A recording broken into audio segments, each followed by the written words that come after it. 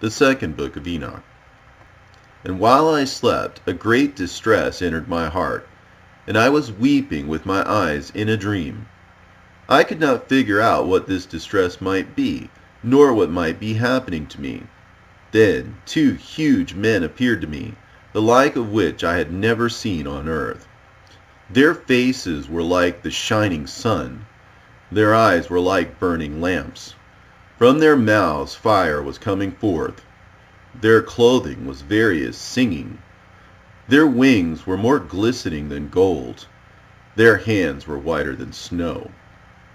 And they stood at the head of my bed and called me by my name. Then I awoke from my sleep, and I saw those men standing in front of me, in actuality. Then I bowed down to them, and I was terrified, and the appearance of my face was changed because of fear. Then those men said to me, "Be brave, Enoch. In truth, do not fear. The eternal God has sent us to you. Behold, you will ascend with us to heaven today. Tell your sons and all the members of your household everything that they must do in your house while they are without you on earth. Let no one search for you until the Lord returns you to them." Those men then took me from there, and they carried me up to the 6th heaven. There I saw 7 groups of angels, brilliant and very glorious. Their faces were more radiant than the radiance of the sun, and there was no difference between their faces, or in their dimensions, or in the style of their clothing. These groups of angels carry out and carefully study the movements of the stars, the revolution of the sun and the phases of the moon, and the well-being of the cosmos. When they see any evil activity, they put the commandments and instructions in order, and the sweet choral singing, and every kind of glorious praise. These are the archangels who are over the angels. These archangels harmonize all existence, heavenly and earthly. The angels who are over seasons and years, the angels who are over rivers and the ocean, and the angels who are over the fruits of the earth, and over every kind of grass, who give every kind of food to every kind of living thing. Also, the angels who record all human souls, all their deeds, and their lives before the face of the Lord.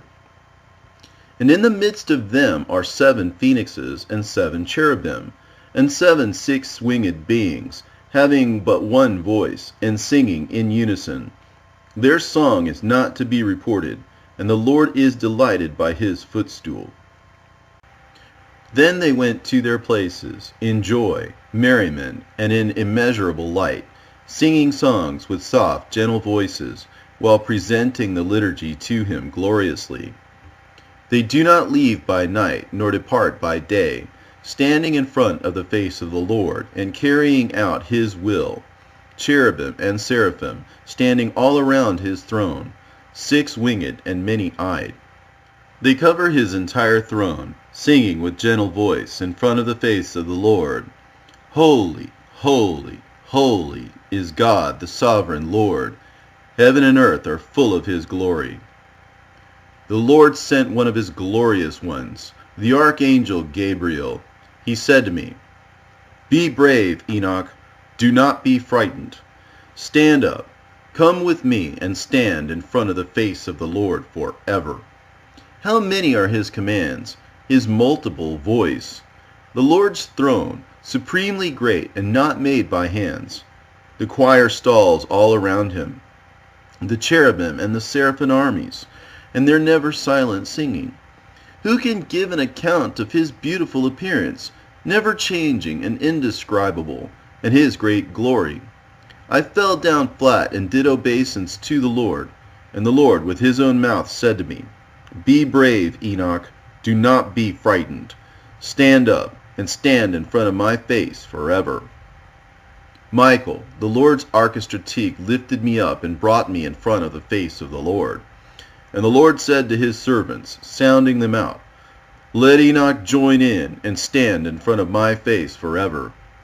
And the Lord's glorious ones did obeisance and said, "Let Enoch yield in accordance with your word, O Lord." I looked at myself, and I had become like one of his glorious ones, and there was no observable difference. The Lord called one of the senior angels, terrifying and frightful, and he made him stand with me. The appearance of that angel was as white as snow, his hands like ice, having the appearance of great frigidity.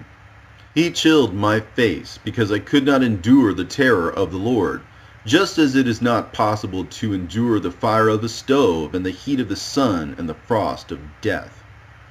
The Lord said to me, Enoch, if your face had not been chilled here, no human being would be able to look at your face.